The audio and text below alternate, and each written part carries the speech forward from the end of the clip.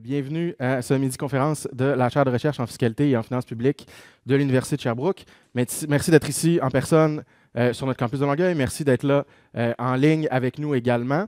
Ce midi, on reçoit une invitée de l'extérieur de l'université. On reçoit la professeure Jennifer Robson de l'Université Carleton. Le déroulement, essentiellement, je vais rapidement introduire notre invitée. Elle va nous faire une présentation de sa recherche sur les paiements en remplacement d'impôts, d'impôts fédéraux. Excusez, l'acronyme est long. Ensuite, il y aura une période de questions, autant pour les personnes présentes en personne ou à distance. Et ensuite, on va se laisser probablement aux alentours de 13 heures. Avant de commencer, une petite précision, si vous voulez poser des questions à distance, faites-le dans la boîte Q&R ou Q&A si votre Zoom est en anglais. Comme ça, nous, on peut les voir là. Et je vais essayer de respecter l'alternance en personne, à distance, le plus possible. Donc, sans plus tarder, notre invité d'aujourd'hui, professeur Jennifer Robson, professeur agrégé du programme de management politique Clayton H. Riddell. Qu'est-ce que c'est ce programme-là? Je me sentais obligé de vous l'expliquer. Donc, c'est un programme qui forme le personnel politique et les professionnels des politiques publiques, donc qui est à l'Université Carleton. Jennifer Robson est une spécialiste de politique fiscale, politique sociale, administration fiscale. Elle fait partie du groupe de travail sur la COVID de la Société royale du Canada. Si vous étiez scotché à vos médias sociaux pour comprendre ce qui se passait pendant la pandémie, faisait partie des expertes qui nous ont aidés à comprendre le festival de programmes qu'on a eu pendant cette période-là très confuse. Je sais que c'est une spécialiste de l'administration publique et fiscale. Elle est également membre des comités consultatifs de l'Agence du revenu du Canada sur la paie électronique et sur l'automatisation des déclarations d'impôts, donc des thèmes d'administration fiscale super importants pour les prochaines années. Professeur Robson est également associé au Forum des politiques publiques à l'Institut de recherche sur les politiques publiques, fellow de l'École de politique publique Max Bell de McGill. Et je me sentais obligé de dire que c'est également une diplômée du réputé programme de doctorat en politique publique de l'Université Carleton. Donc, merci beaucoup d'avoir accepté l'invitation. C'est à vous. Merci. Bon après-midi tout le monde, ici dans la salle et aussi en ligne. Un gros merci au professeur Genet Grégoire de m'avoir invité aujourd'hui. Moi, j'ai eu le plaisir de travailler plusieurs fois avec Antoine. C'est vraiment un chercheur exceptionnel. J'étais très honorée lorsqu'on m'avait invité de donner cette conférence aujourd'hui. Et comme vous l'avez sans doute remarqué, je suis anglophone. Je suis désolée, mais je vais essayer de donner cette présentation tout en français. À mon avis, c'est vraiment important que les chercheurs canadiens qui sont anglophones, qui travaillent en anglais, et les chercheurs francophones qui travaillent en français font une meilleure communication. Et la plupart du temps, je pense que c'est vraiment les francophones qui ont dû faire le fardeau de la traduction. Puis c'est pas juste. Alors, je vais faire de mon mieux aujourd'hui. Et lorsque ça vient aux périodes de questions, je vais faire aussi de mon mieux de vous répondre en français. Mais c'est possible que je vais utiliser quelques mots en anglais pour des termes plus technique. Mais j'espère que vous serez patient avec moi. Une dernière note avant de commencer. Bien que j'ai déjà fait des travaux sur le fédéralisme fiscal, je ne suis pas une spécialiste des finances municipales. Cet article est encore au stade d'ébauche. Il s'agit d'une courte note de recherche qui sera publiée dans les prochains mois dans la Revue fiscale canadienne, dans la section Finances de la Nation. Et alors, vos questions, vos commentaires aujourd'hui vont être très, très utiles pour m'aider à améliorer cet article. Alors, on commence. Cet article est né vraiment de ma curiosité personnelle à propos des plaintes du maire d'Ottawa, la ville où moi je vis. Le maire se plaint des arrangements fiscaux avec le gouvernement du Canada. En effet, le maire d'Ottawa a même lancé toute une campagne publique et politique sur cette question. Vous voyez ici un peu son site web là-dessus. Il faut aussi noter que la ville d'Ottawa est impliquée dans 2 affaires juridiques en cours contre le gouvernement du Canada concernant les paiements en remplacement d'impôts, PERI. Aujourd'hui, je vais le prononcer PERI. J'espère que ça va bien. Dans ces affaires juridiques, la Cour a réservé sa décision pour l'une des affaires, tandis que l'autre est actuellement en suspens. Alors, il serait donc intéressant de voir s'il y a de nouvelles décisions, peut-être des ententes à négocier qui viendront changer les affaires dans les mois et années à venir. Mais pour l'instant, le maire, appuyé par le conseil municipal à l'unanimité, affirme que la ville d'Ottawa n'obtient pas un traitement équitable ni de la province de l'Ontario, ni du gouvernement fédéral. Au niveau fédéral, il soutient que le gouvernement du Canada cause des difficultés financières à la ville en réduisant injustement les subventions payées, en vendant plusieurs propriétés fédérales situées dans la ville d'Ottawa aussi. Alors, je reviendrai sur ces 2 points vers la fin de ma présentation, mais pour l'instant, je noterai seulement que le maire prétend que les sous-paiements fédéraux vont forcer une augmentation de 1 jusqu'à 1,5 des taxes foncières pour les résidents et les entreprises dans la ville d'Ottawa.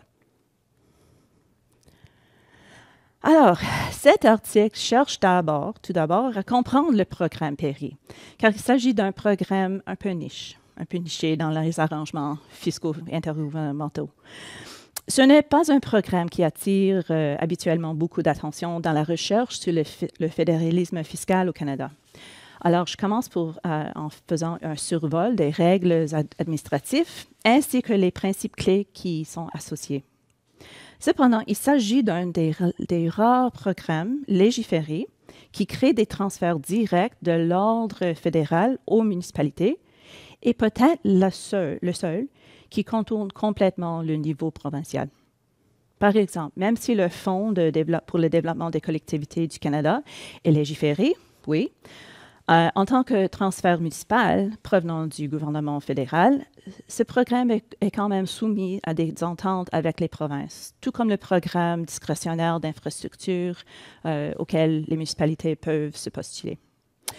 À mon avis, le programme Perry est intéressant comme un exemple très rare d'un programme codifié dans la loi, mais qui ne repose pas sur des accords entre le gouvernement fédéral et les provinces. L'article se demande si ce programme a l'impact sur les budgets municipaux que le maire d'Ottawa a affirmé ou est-ce qu'il s'agit plutôt d'un cas particulier du ville d'Ottawa. Je me demande comment les subventions totales du programme Perry sont réparties entre certaines villes. Ensuite, à l'aide des documents financiers municipaux qui enregistrent les revenus réels tirés de l'impôt foncier et les budgets de fonctionnement, j'analyse dans quelle mesure les villes dépendent des subventions Perry. Je me penche évidemment sur la ville d'Ottawa, qui a suscité ma question initiale, ainsi que la ville de Gatineau, en raison de la forte présence fédérale dans cette région. Et je regarde ainsi un échantillon des plus grandes villes du Canada, mais là où les données détaillées sont publiques et accessibles. Alors, il y a la ville de Vancouver, Calgary, Toronto et bien sûr la ville de Montréal aussi. À noter que les données de la Ville de Montréal n'incluent pas les paiements et les budgets distincts du comité de gestion de la taxe scolaire de l'île de Montréal. Alors, c'est vraiment juste pour la ville elle-même.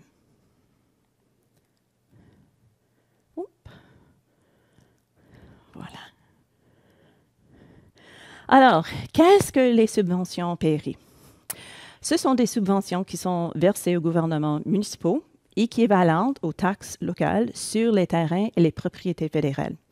Ils sont payés par les gouvernements fédéraux et provinciaux en reconnaissance de la valeur des services municipaux reçus par les propriétés gouvernementales. Mais rappelons que les terrains, les propriétés appartenant à la couronne, soit la couronne fédérale ou la couronne provinciale, sont exemptés de taxes.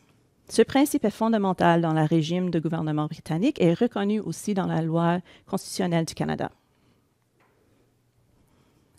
En vertu de la législation fédérale, sur demande d'une autorité fiscale locale, le gouvernement du Canada détermine ce qui constitue ou non une propriété fédérale dans cette juridiction et prend une décision finale sur la valeur imposable. De suite, il fait le calcul des taxes foncières comme si la propriété fédérale était imposable.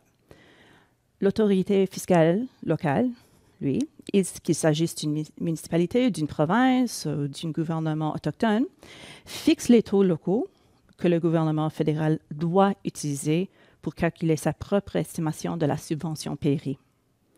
Des programmes similaires existent bien sûr au niveau provincial, mais aujourd'hui, je vais vraiment limiter mon parole au sujet de ça au niveau fédéral, car là, c'est vraiment où les comparaisons intermunicipales sont plus faciles à établir dans le cadre d'un seul régime tout le long du Canada. La législation fédérale nécessite encore une interprétation substantielle de la part des fonctionnaires fédéraux pour déterminer ce qui constitue ou non une propriété fédérale qui pourrait, en principe, nécessiter une compensation de taxes. De plus, le système exige également une interprétation de la valeur imposable de la propriété incluse, ainsi que l'application de taux spéciaux ou de règles spécifiques dans le régime fiscal local. Comme l'a écrit le juge Martineau dans sa décision de 2019, dans l'affaire Laval contre le Canada, la législation fédérale contient tant d'annexes et de définitions sur ce qui doit ou non être considéré comme une propriété fédérale qu'elle, entre guillemets, pourrait facilement inspirer un avocat à faire preuve de créativité. Alors, il se peut parfois qu'une ville ne s'accorde pas au calcul fédéral. Et lorsque c'est le cas, lorsqu'une autorité locale conteste le calcul fédéral, la question peut être portée devant un comité consultatif, un organisme indépendant mandaté par la législation PERI pour fournir des avis visant à résoudre les différends concernant le calcul des valeurs, les taux effectifs et peut-être même des pénalités en cas de paiement tardif. Là, je vais prendre un peu d'eau. Cependant, les avis du comité sont adressés au ministre des Travaux publics ou bien aux dirigeants des sociétés d'État fédérales, telles que Post Canada ou la Commission de la capitale nationale, qui administrent indépendamment leurs propres paiements. Et ce comité est toutefois uniquement consultatif. Il ne peut ni émettre ni appliquer une ordonnance comme le feraient les tribunaux. Et en effet, les municipalités poursuivent régulièrement les différends liés au PERI devant les tribunaux. Il y a certaines idées clés que l'on peut tirer des décisions judiciaires passées sur les PERI et je pense que ça mérite de les mentionner ici.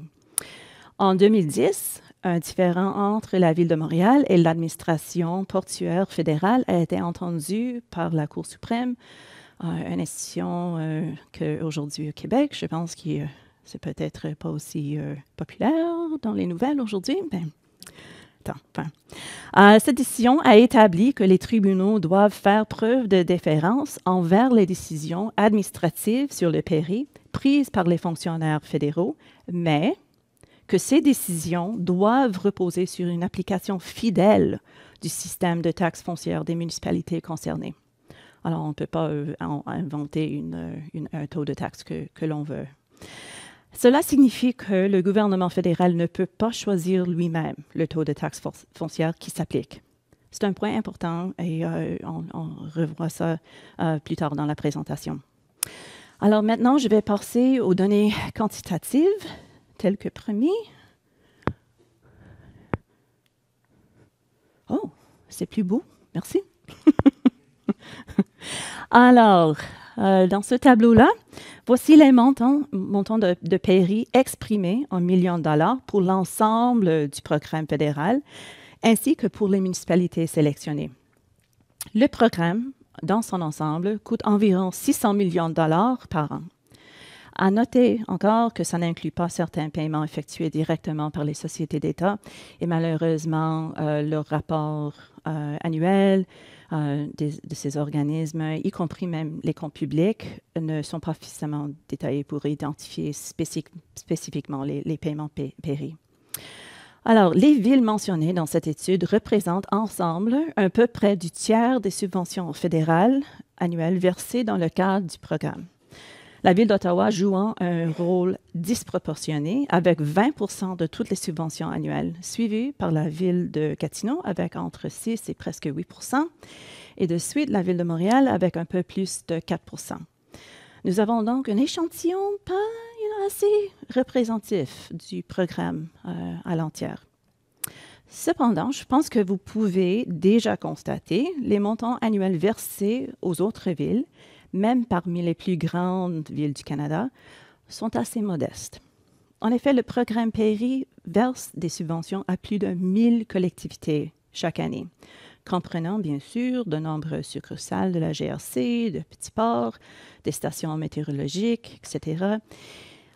Et ce sont des installations fédérales qui sont dispersées partout au Canada. Alors, il convient, je pense, de considérer la majeure partie du programme comme une série de transactions relativement petites, visant à reconnaître des services locaux rendus, souvent pour une seule ou quelques propriétés fédérales, dans la plupart des cas. Bon, ce tableau présente les choses du point de vue municipal. Le panneau supérieur montre la valeur totale des paiements PERI versés par les gouvernements fédéral et provinciaux, tels que rapportés dans les documents financiers municipaux. À noter que Toronto et Vancouver ne figurent pas dans ce tableau et c'est parce que leurs données publiées ne présentent pas cette source de revenus comme une source distincte des autres. Pour les autres villes soulignées, comme nous connaissons déjà la valeur des paiements fédéraux, nous pouvons déterminer la part relative des revenus totaux des PERI qu'elles reçoivent des sources fédérales par rapport aux sources provinciales. En dehors d'Ottawa et de Gatineau, ce sont les paiements provinciaux qui représentent la grande majorité des revenus PERI. La région de la capitale nationale se distingue par la prédominance de la présence fédérale dans les revenus PERI. Cependant, il faut constater que Ottawa et Gatineau ont des revenus PERI totaux relativement modestes comparés à Calgary et à Montréal aussi. Et là, dans ce graphique, je vous présente les paiements PERI fédéraux en pourcentage des revenus totaux de l'impôt foncier, tant résidentiel que commercial. Bien que les paiements PERI sont censés utiliser les taux locaux, cela permet de comprendre l'importance de l'immobilier fédéral dans chacune des villes. Ce qui peut aider peut-être à expliquer certaines des différences intra-urbaines présentées dans le tableau précédent. Alors, en proportion de la base fiscale locale, le gouvernement fédéral se distingue principalement à Ottawa et Gatineau. Dans les autres villes, les paiements PERI représentent moins de 1% des revenus de l'impôt foncier. Dans la région de la capitale nationale, pour l'année la plus récente, les paiements fédéraux PERI représentaient 6% et 9% des revenus locaux de l'impôt foncier à Ottawa et Gatineau, respectivement. Alors, c'est pas mal différent dans la région du capitale nationale. Ce graphique s'intéresse également à l'impact des paiements PERI sur l'ensemble du budget municipal. Et là, on se demande dans quelle mesure les choix fédéraux sur soit l'administration du programme ou bien les choix vis-à-vis la vente des biens immobiliers du gouvernement du Canada peuvent-elles influencer les budgets des gouvernements locaux? C'est comme ça que le maire d'Ottawa se plaignait. Alors, est-ce que c'est vraiment le cas pour les autres villes? Et conformément aux résultats présentés sur le diapo précédent, les villes d'Ottawa et de Gatineau se démarquent. En 2023, les subventions fédérales PERI représentaient un peu moins de 3% du budget d'Ottawa et 6,5% du budget de Gatineau. Pour Vancouver et Montréal, les subventions PERI représentaient seulement 0,4% ou moins du budget. Et à Toronto et Calgary, ce chiffre tombe encore plus bas, à 0,04%.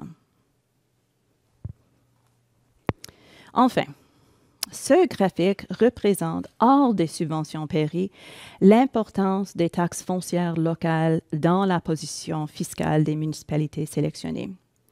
Ici, la ville de Gatineau se distingue à nouveau comme une exception, je pense. Elle dépend fortement des taxes foncières locales, beaucoup plus que sa voisine provinciale, la ville de Montréal. Et bien que les provinces ont une influence importante sur la structure et la flexibilité des budgets municipaux, je pense que cela suggère également qu'il existe de différents choix politiques pour les villes. Par exemple, à Toronto, la part du budget provenant des taxes foncières a diminué, atteignant maintenant seulement 30%, tandis qu'à Ottawa, cette même part est restée assez constante ces dernières années à 46%. À Montréal, on voit aussi une diminution jusqu'à 46%, tandis qu'à Gatineau, c'est un constant à plus de 70%. Alors, pour résumer, le programme PERI se distingue par sa forme, mais il reste relativement modeste en termes de coût global et aussi en termes de valeur de transfert spécifique qu'il accorde même dans la grande majorité des villes. Même lorsque certaines des plus grandes villes du Canada reçoivent des revenus PERI considérables, ces derniers proviennent souvent des gouvernements provinciaux plutôt que du gouvernement fédéral. Ottawa et Gatineau occupent vraiment des positions exceptionnelles en raison à la fois de la grande empreinte de la présence fédérale par rapport aux taxes foncières, mais aussi parce que ces villes ont choisi de s'appuyer fortement et systématiquement sur les taxes foncières. Revenons au point de vue exprimé par le maire d'Ottawa, que le gouvernement fédéral réduit son empreinte dans la ville et qu'il sous-paye ce qu'il doit en subventions PERI. Et voici, je pense, quelques points qui méritent d'être soulignés. Premièrement, la politique de réduction de la propriété d'espaces de bureaux fédéraux, c'est un objectif de longue date, remontant plus d'une décennie. Le maire n'aurait pas dû être surpris. Alors, de plus, lorsque les propriétés fédérales sont vendues, les nouveaux propriétaires, eux, deviennent responsables de la paiement des taxes foncières. Il est donc difficile de savoir comment est-ce que la vente des bâtiments fédéraux pourrait réduire les revenus de la ville d'Ottawa. Deuxième point saillant, ce qui a déclenché la réduction des subventions fédérales PERI, c'était une modification de la politique provinciale concernant une partie des taux d'imposition foncière payés par les entreprises. Alors, en calculant les subventions PERI dues, le gouvernement fédéral a appliqué ce nouveau taux commercial inférieur, ce qui a provoqué le mécontentement non seulement de du maire d'Ottawa, mais aussi de l'Association des municipalités qui représente toutes les villes de la province.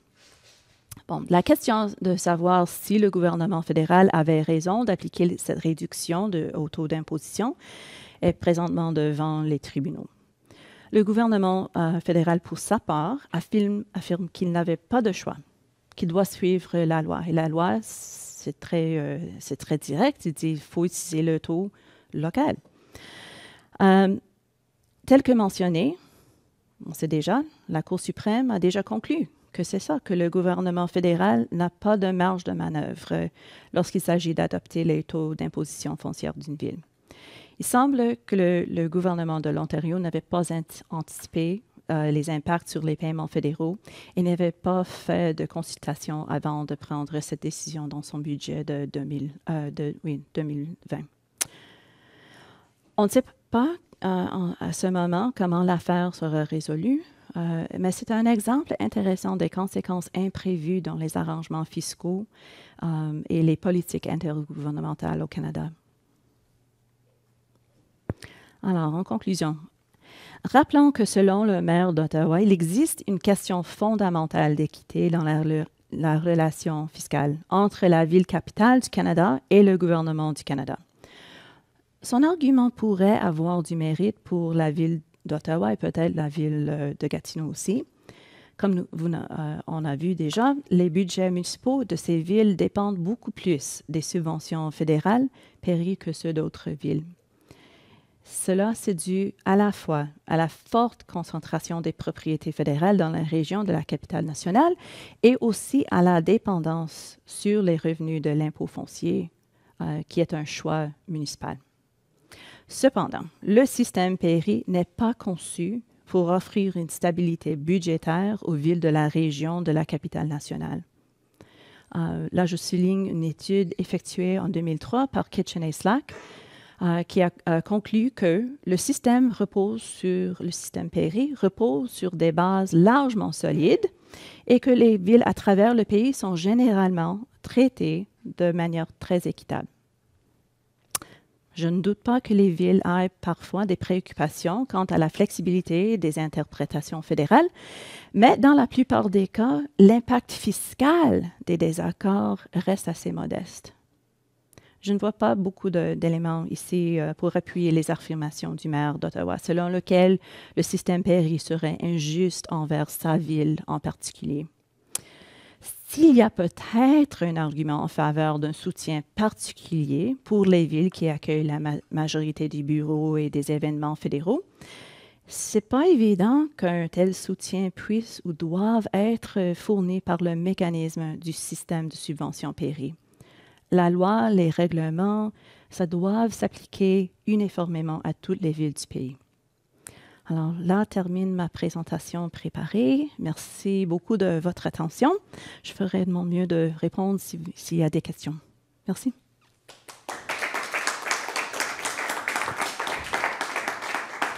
Oh.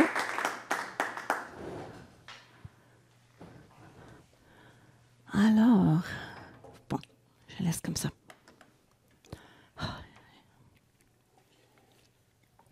Parfait, je vais essayer d'animer la période de questions. D'abord, est-ce qu'on a des questions, dans mon principe d'alternance, est-ce qu'on a des questions dans la salle? Oui? Merci beaucoup pour la présentation. Il y a quelque chose qui m'étonnait dans le commentaire du maire d'Ottawa. Et moi aussi. Parce qu'au Québec, généralement, on considère le gouvernement fédéral comme un bon payeur. Mm-hmm. Parce que le gouvernement provincial donne beaucoup moins. Ah, intéressant. Ça inclut les hôpitaux, tout le système de santé, les universités, etc. Beaucoup plus faible pour tous ces bâtiments-là. Donc, quand on a une grosse concentration d'activités institutionnelles provinciales, là, on est vraiment désavantagé. Quand on a beaucoup de fédéral, on ne l'est pas tant parce que le fédéral, généralement, va prendre l'évaluation foncière, appliquer le taux commercial. Je ne sais pas quel taux ils prennent exactement, mais généralement, ils sont considérés comme des bons payeurs. La question que je me posais, je ne sais pas à Ottawa si ça peut faire une différence, c'est qu'au Québec, dans l'évaluation foncière, les bâtiments fédéraux sont estimés. C'est-à-dire qu'ils ont une évaluation, ils sont portés au rôle d'évaluation, mais ils ne sont pas taxés parce qu'on n'a pas le droit de les taxer. Donc, le gouvernement fédéral peut toujours s'appuyer sur les informations du rôle et les taux. En Ontario, de ce que je comprends, il n'y a pas d'évaluation foncière sur tous les bâtiments institutionnels. Je me demandais s'il y a un débat là-dessus, c'est-à-dire qu'Ottawa auto-évalue ses propres bâtiments, j'imagine, s'attribue une valeur. Donc, il y a une marge de négociation peut-être là qui est plus importante du côté de l'Ontario qu'au Québec. C'est peut-être plus clair parce qu'il y a déjà une évaluation qui est faite. Oui. Je vais essayer de résumer la question qui a été posée dans la classe. D'accord. Question très... Donc, le préambule, c'est surtout qu'au Québec, disons, la relation qu'ont les municipalités québécoises avec l'État fédéral et le Péry est un peu différente de ce qui a été exposé du point de vue de la Ville d'Ottawa, notamment parce qu'au Québec, le gouvernement fédéral est considéré comme un bon payeur, un meilleur payeur de ce type de paiement-là que le gouvernement du Québec, qui lui-même a en fait une plus grosse empreinte au Québec que le gouvernement fédéral. Et ça nous amène à la question de savoir est-ce qu'il y a une différence dans le régime d'évaluation foncière entre le Québec et l'Ontario qui fait que, par exemple, au Québec, les bâtiments fédéraux sont évalués par les villes et donc il y a moins d'ambiguïté, alors qu'en Ontario, ce n'est pas le cas. Et donc, possiblement, le gouvernement fédéral a plus de latitude pour s'auto-évaluer la valeur de ces péris versés aux municipalités. Bon, on me dit que c'est à peu près un bon résumé de la question. Ouais, excellent résumé. Bon, c'est une excellente question. D'après ce que je sache, à Ontario, il y a un organisme provincial qui s'appelle MPAC, qui fait les assessements de tous les bâtiments, soit commerciaux, soit résidentiels. Mais je ne pense pas qu'ils font un assessment des bâtiments gouvernementaux. Je pense que vous avez raison. Cependant, MPAC vient sur la direction du gouvernement Ford de geler ces assessements depuis l'an, je pense, oui, merci. Merci. 2016. Alors, c'est peut-être le cas que s'il y avait s'il y avait quelque chose d'indépendant qui pouvait dire, je pense que c'est ça la valeur, que ça met un peu de pression sur les fonctionnaires fédéraux de ne pas être trop créatifs, peut-être. Cependant, si votre système provincial qui font les assessments, ça ne fonctionne pas, bon, je pense que vous êtes encore dans la même dispute. Mais c'est bien intéressant de savoir que c'est comme ça que ça fonctionne ici au Québec. C'est peut-être un modèle pour les autres provinces aussi. Merci. Merci de la question. Si je passe en ligne, on a une question sur... on voudrait savoir si vous connaissez l'histoire des changements dans les règles concernant le partage des pairies entre les municipalités et les commissions scolaires. Non. Et donc, il semble-t-il que les municipalités gardent le pairie fédéral scolaire, même si la propriété est vendue, c'est la province qui récupère ce pairie. Désolée, je ne connais pas du tout cette histoire, mais est-ce qu'il y a quelqu'un dans la salle qui connaît peut-être? Les bâtiments scolaires relèvent de la province de toute façon, le gouvernement fédéral n'a pas à compenser les municipalités pour des biens qui relèvent directement du gouvernement provincial qui va verser des enlèves de taxes dans son programme d'enlève de taxes pour les terrains scolaires en compensation à un taux au Québec, c'est un petit peu différent parce que le provincial est lui-même responsable de ses taux. Donc, il ne se soumet pas au taux, alors que le fédéral lui, va se soumettre au taux, mais en définissant lui-même sa propre valeur en ce qui est ses bâtiments. Donc, c'est cette mécanique-là pour les bâtiments municipaux au Québec. Est-ce que vous allez faire le résumé? C'est pas moi qui vais. Je n'avais pas prévu qu'il y avait ça dans mon rôle d'animateur. On a quelqu'un dans la salle qui se connaît beaucoup plus que moi, d'ailleurs, là-dedans, qui nous dit que en fait, ce n'est pas une responsabilité, que essentiellement le... Les bâtiments scolaires relèvent du gouvernement du Québec à la fin, donc il vient compenser les municipalités pour les bâtiments provinciaux. Donc, c'est peut-être un aspect de différence là, entre le Québec et l'Ontario où les bâtiments scolaires relèvent du gouvernement du Québec, donc il n'y a pas de pairie à verser.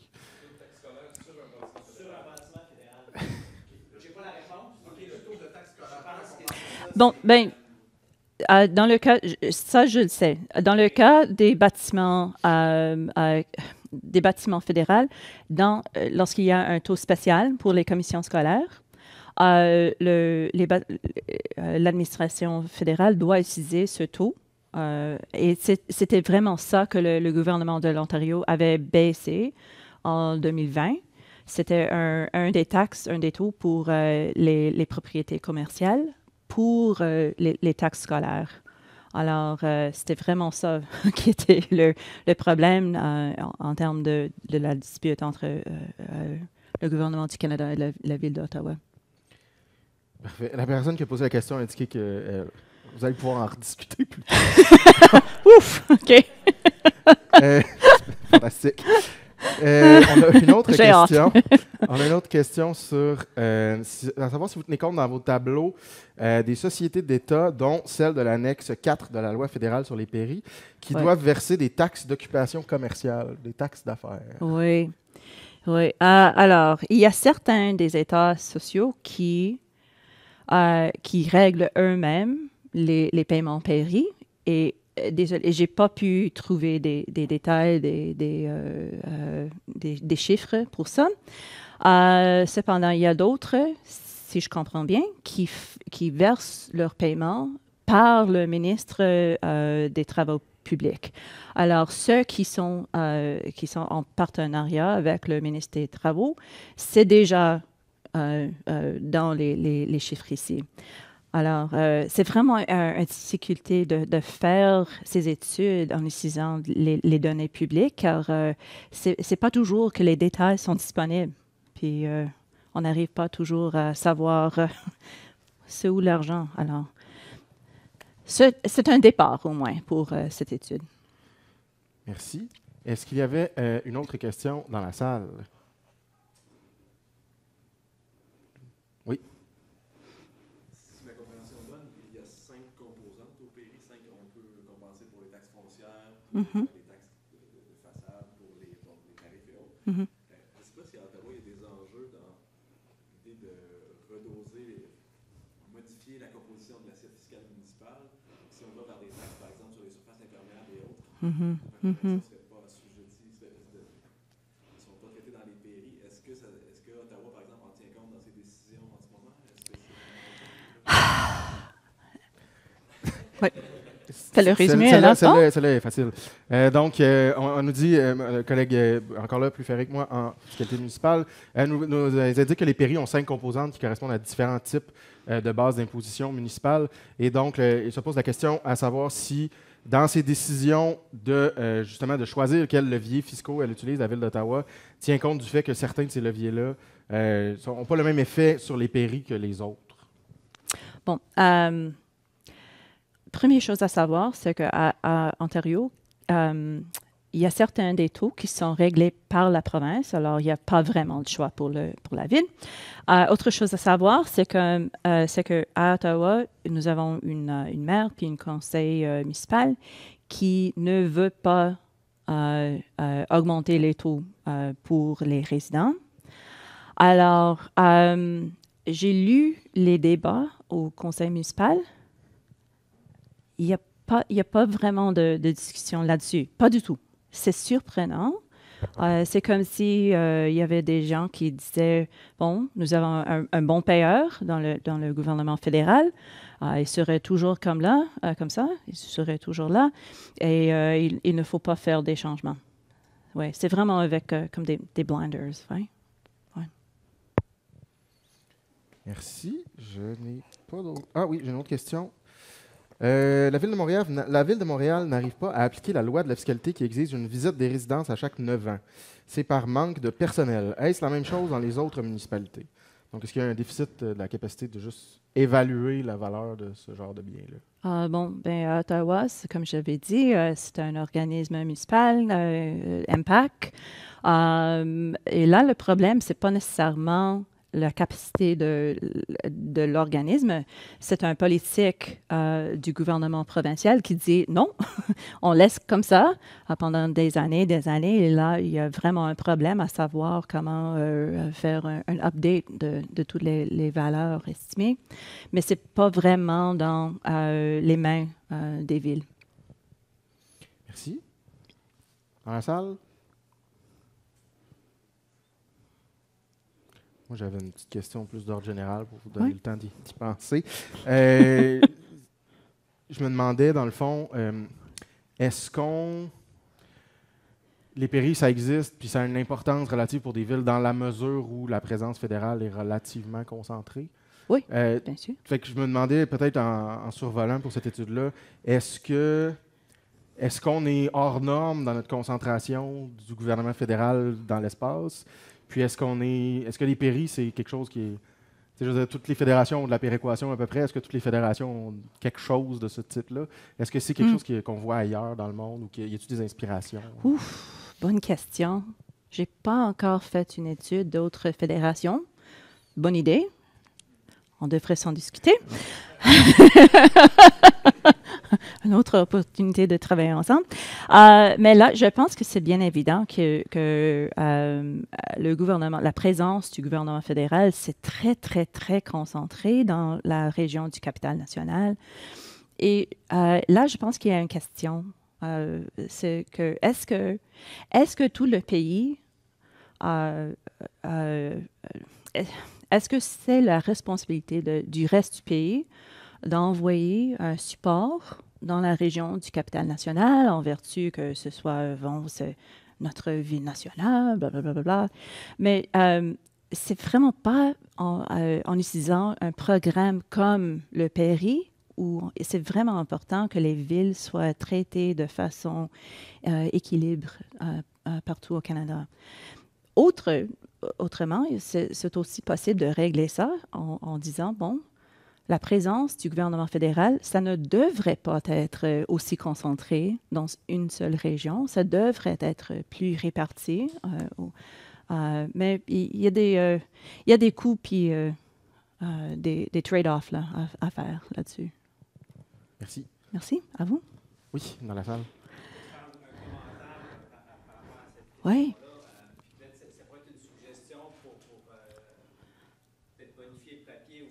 Parfait. C'est qu'en fait, quand on regarde que les grandes villes, ouais. Ottawa, Gatineau vont être des villes à très forte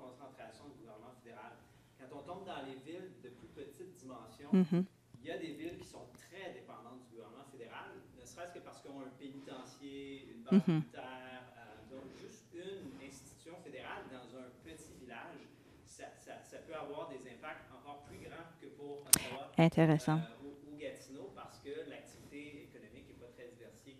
Ça pourrait être intéressant de faire ressortir les municipalités à grande dépendance d'institutions fédérales, puis d'aller voir dans leurs finances comment elles sont compensées par le gouvernement fédéral. Parce que Gatineau, Ottawa ressort ici, mais c'est parce qu'on a mis Toronto, Vancouver, Montréal, où l'activité fédérale est très diluée dans l'ensemble économique. Et quand on va dans des villes de plus petite dimension, il y en a certaines qui pourraient ressortir même potentiellement plus fort qu'Ottawa en termes de concentration d'activité fédérale. Vous allez faire un résumé? Donc, il y a des personnes dans la salle qui nous invitent à considérer que si l'empreinte fédérale est concentrée il y a une grande part de l'empreinte fédérale qui est concentrée dans la capitale nationale. Pour beaucoup des villes qui ont une présence fédérale, qui sont des villes plus petites, en fait, proportionnellement à la taille de la ville, souvent, l'infrastructure fédérale, elle est énorme. Et donc, la dépendance au pairie pour certaines villes est probablement bien plus grande dans des villes qui ont, par exemple, un pénitencier fédéral que pour Ottawa et Gatineau qui ont des bureaux de fonctionnaires, mais finalement, que c'est seulement une petite partie de leur base foncière. Je pense que c'est une excellente idée. Si vous avez des suggestions de villes à regarder pour faire un échantillon, je me souviens par exemple de Rigaud, qui est entre ici et Ottawa. C'est vraiment une présence énorme du Collège fédéral pour la militaire. Mais ça me fait aussi penser que un problème pour la ville d'Ottawa et ainsi que la ville de Gatineau, c'est qu'il n'y a pas vraiment une économie assez diversifiée. Oui? Il y avait Nortel, il y avait des affaires comme ça, mais c'est vraiment une ville qui est devenue une région qui est devenue prise par le fédéral. C'est vraiment une they're really stuck with government as the main business. C'est ça que je voulais dire. Mais c'est possible qu'il y a d'autres villes où les données seront disponibles. C'est ça, toujours un facteur limite. Mais si vous avez des suggestions, comme j'avais dit, la ville de Rigaud me monte en premier, mais il y en a peut-être d'autres. Merci. Autre chose. Dans la période de questions, j'ai beaucoup des exemples. Donc, les gens en ligne ont plein d'idées. Parfait. Merci. Cet aspect-là. Évidemment, c'est un travail à chaque fois de trouver les données de chaque ville. C'est pas colligé au même endroit. Non. Mais si on cible les villes pertinentes, ça fait moins de travail. Oh, OK. Merci. Donc, on a des exemples et on a des offres de données. Parfait. Dans la salle. Wow! J'ai l'impression d'être un incroyable! Est-ce qu'il y avait une autre question ici, dans la salle? Oui, je suis naïve, je connais beaucoup de domaines. C'est quoi la solution proposée par la ville d'Ottawa? Exactement. Ils veulent que le gouvernement fédéral arrête de vendre les bâtiments. Ou si ça continue, de verser une subvention spéciale à la ville. Ils veulent que le gouvernement fédéral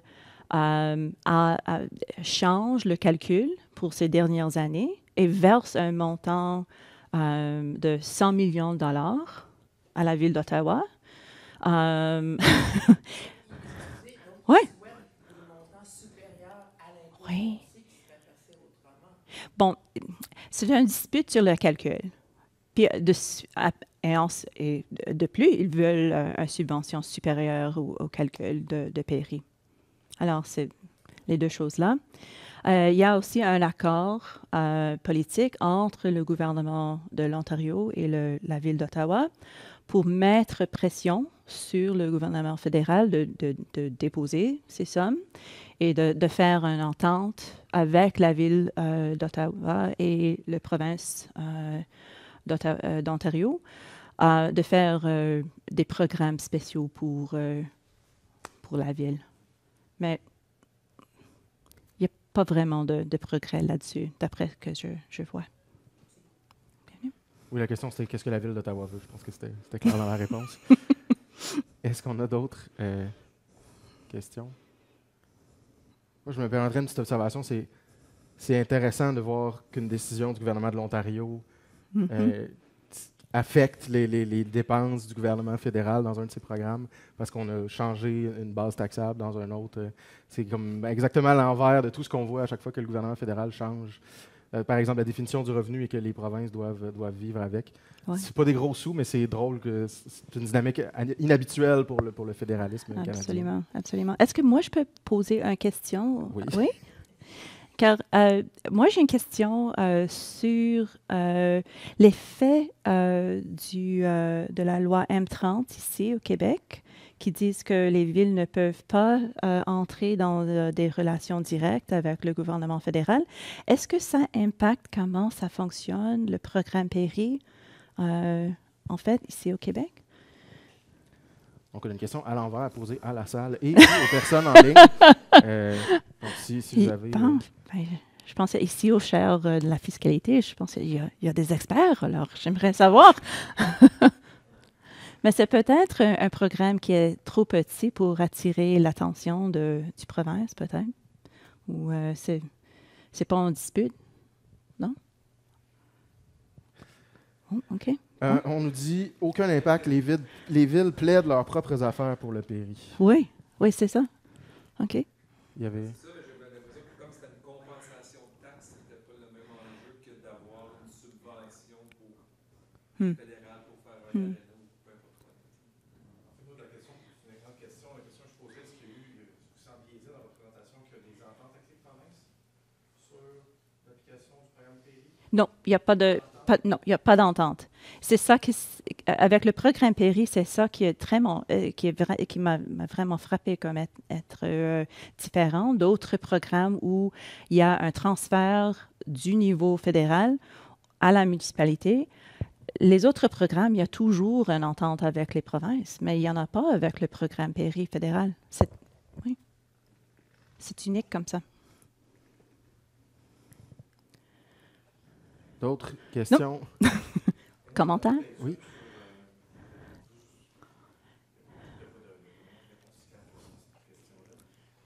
Le gouvernement fédéral se soumet au taux de taxation des municipalités. Oui. Mais il va déterminer lui-même sa valeur. Oui. Est-ce que la méthode d'évaluation varie de province en province? Je suppose que oui. Puis si oui, en fait, je connais la situation du Québec moins dans les autres provinces. Comment dans les autres provinces, les méthodes se définissent en fonction de la valeur foncière qui est supposée être celle-là qui sert de guide en général?